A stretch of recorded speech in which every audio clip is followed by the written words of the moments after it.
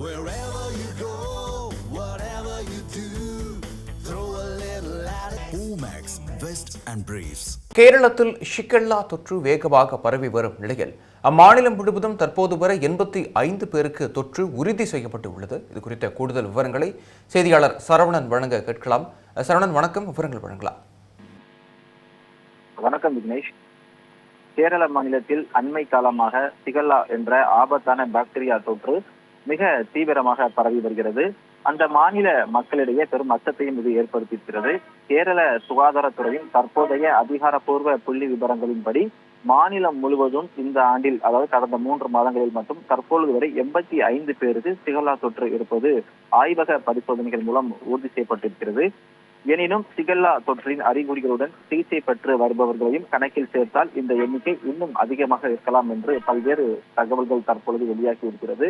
குறிப்பாக கேரள மாநிலம் வயநாடு மாவட்டத்தில் இருக்கக்கூடிய ஒரு தனியார் பள்ளியைச் சேர்ந்த 4 வயது மற்றும் 5 வயது சிறுமிகளுக்கு இந்த தொற்று தற்பொழுது உறுதி செய்யப்பட்டிருக்கிறது.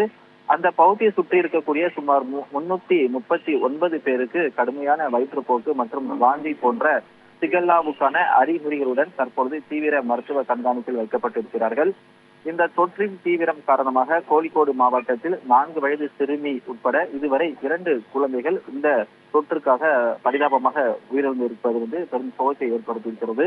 தற்போதைய கேரள மாநில நிலவரப்படி கோழிக்கோடு, வயநாடு, ஆலப்புழா மற்றும் மலப்புரம் ஆகிய மாவட்டங்கள்ல இந்த தொற்றின் தாக்கம் மிக அதிகமாக இருப்பதாகவே கேரள சுகாதாரத்துறை அதிகாரப்பூர்வமாக தெரிவித்திருக்கிறது. பாதிப்புகள் நாளுக்கு நாள் அதிகரித்து வருவதை தொடர்ந்து கேரள சுகாதாரத்துறை மாநிலம் முழுவதும் பொது சுகாதார எச்சரிக்கையை விடுத்திருக்கிறது. போர்க்கால அடிப்படையில் பல்வேறு தடுப்பு நடவடிக்கைகளும் முடுக்கிவிடப்பட்டிருக்கிறது. இதன் ஒரு பகுதியாக அனைத்து பள்ளிகள், அங்கன்வாடிகள் மற்றும் தங்கும் விடுதிகளில் இருக்கக்கூடிய குடிநீர் ஆதாரங்கள் அனைத்தையும் தீவிரமாக குளோரினேஷன் செய்ய உத்தரவிடப்பட்டிருக்கிறது.